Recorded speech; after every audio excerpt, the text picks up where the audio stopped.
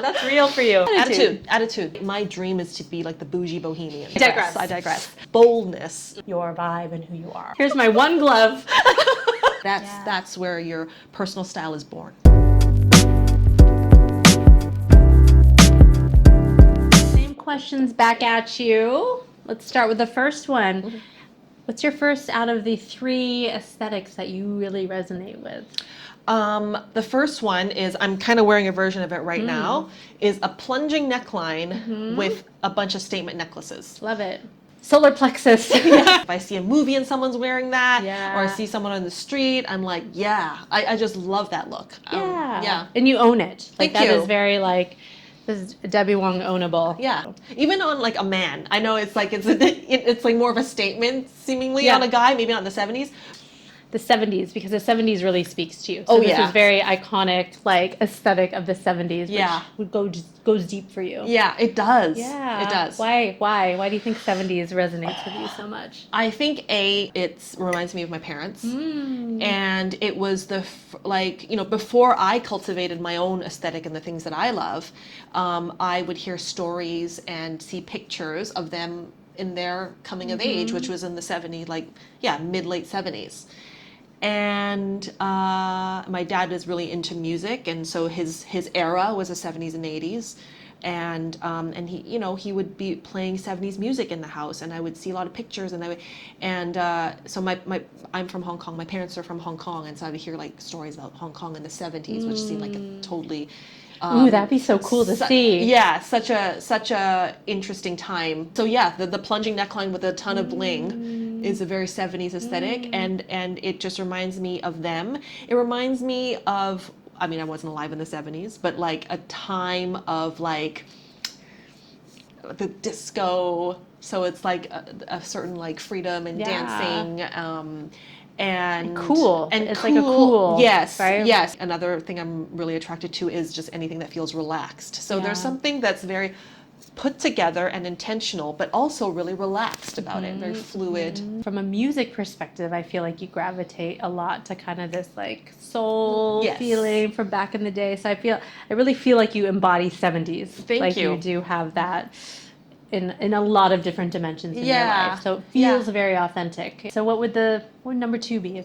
Any workwear or military like kind of utilitarian feeling clothing. So like a military jacket, a chore coat. I don't know if you guys know what a chore coat is, but it's this kind of like a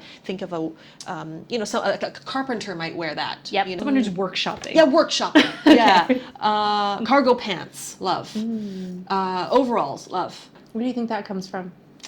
I think it comes from also a sense of ease, like being attracted to a sense of ease, but also my parents are both people that come from careers and lives where they were like in it. They, like my mom worked in hospitality. So she would, they work with their hands, they work with their bodies, they work, and I think that is something that I've carried into my life too. I've always held jobs in my career where I was like with people and working versus more of a like in an office. My dad held many careers in his life, many lives, but when I was born, he was in show business and he was a television host, and also did films and things like that. I come from that too, and I look at that as a in the trenches kind of job. Like I think it's glamorous in a lot of ways, and it's certainly glamorous to a viewer, but actually when you're in it. It's like it's teamwork. Execution. Everyone gets there. Exactly. Everyone gets their hands dirty, and it's that kind of job, and I thrive on that kind of environment. So maybe that's where the attraction to workwear comes from. Is that's the kind of thing you would wear when you're going to work. And then when we immigrated to Canada, my dad started working construction. Maybe that's also where it's just like it's part of, visions and memories of childhood. Family. May I make another observation? Again, we'll talk about essence types in a future episode, but Deb's essence type has a piece of it that owns a yangness or a masculinity to it. And I feel like those kind of clothes, like the workwear, leans very masculine. It does. Right? Yeah.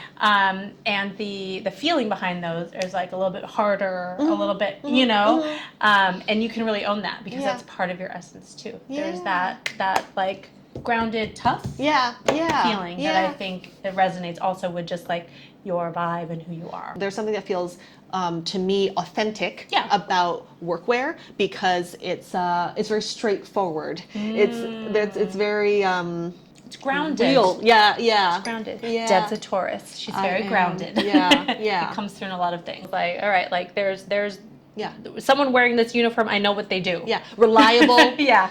Such a Taurus. Trustworthy. Yeah. If someone shows up in a chore coat, I know you can I know you can make resole my shoes. Yeah, that's real for you. Pleating neckline and a chore And a coat. chore coat, which I think are very opposite things too. Because I'll say, Yeah. like, just to kind of latch onto you, because you're attracted to a glamour, Yeah. a certain glamour. So am I. But in a different way, I think. Yours is like you always see Italian Riviera. Yeah. That's my muse yeah. right now. Yeah. For me, it's like a bohemian glamour, like Chloe. You know, Yeah. if I were to resonate with a high-end designer, it's that my dream is to be like the bougie bohemian. Your beach house in Malibu. My beach house, and then I could like go into the city at any time, and life is like, just easy breezy. Gwyneth Paltrow. Gwyneth Paltrow. Kate, daughter of Goldie Hawn. Kate Hudson. 100%. Okay, but anyway. Okay, I we digress. digress. Third aesthetic attitude, like big hair. You know what? I think hair for you is an aesthetic. Yeah, yeah. Right? Like, it's not the best today. It's a switching, but It's always fabulous.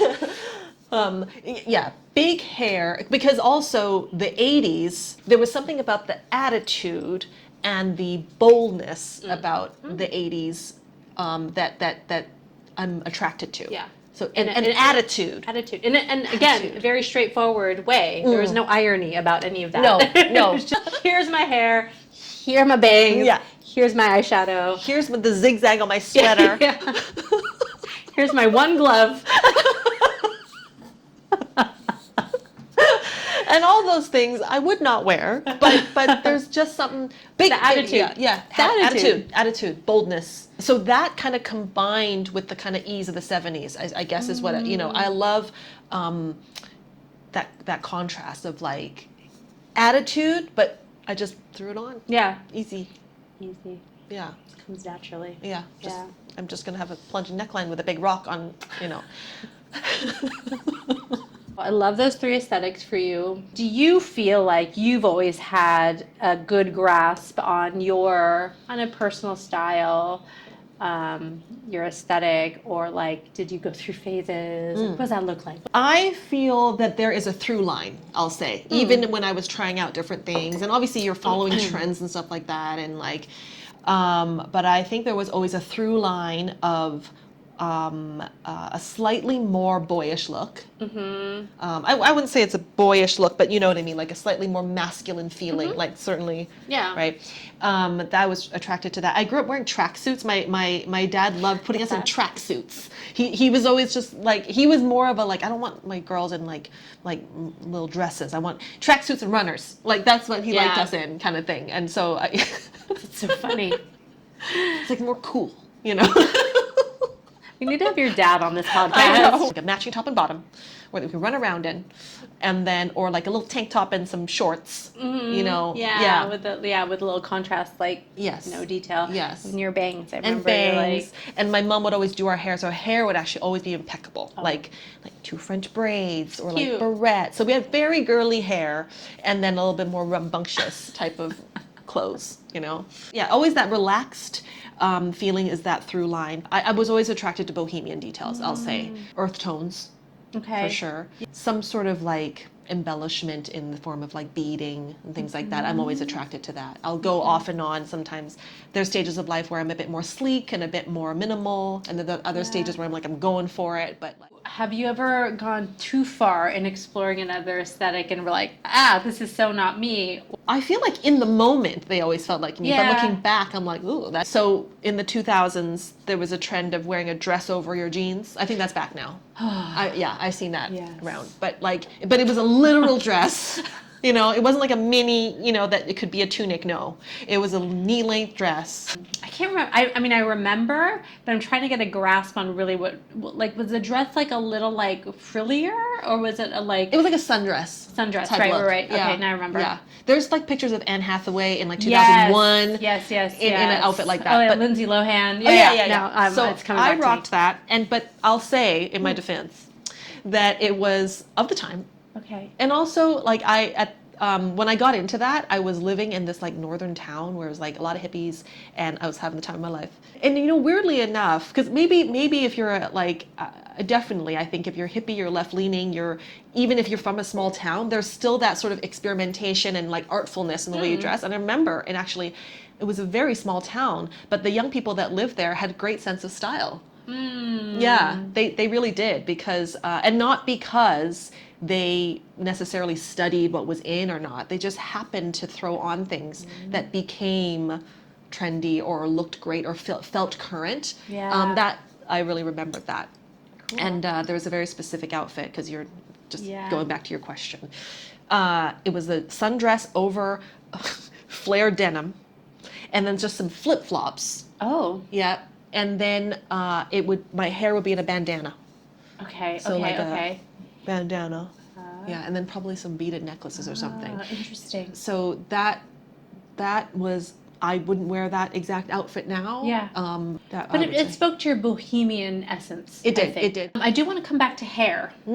How do you see hair as part of kind of your overall personal style? For me, it's very important, and I see it as an accessory. Yeah. I would say I wear my hair generally in two ways. One where it's loose and just like wavy and down, or like really sleek and pulled back. I choose that depending on what I'm wearing and how I want to present. I think we both agree on this, is, we value that you come off looking effortless, whether that's, an effortless with kind of, the undoneness and the, this vibe that Deb's going on, or me, where it's a different kind of effortlessness, but there is still effort. That intention behind the details, right? Where Deb's even talking about her hair, and like probably like the number of buttons that she's unbuttoning. Like there's intention with every single one of these things.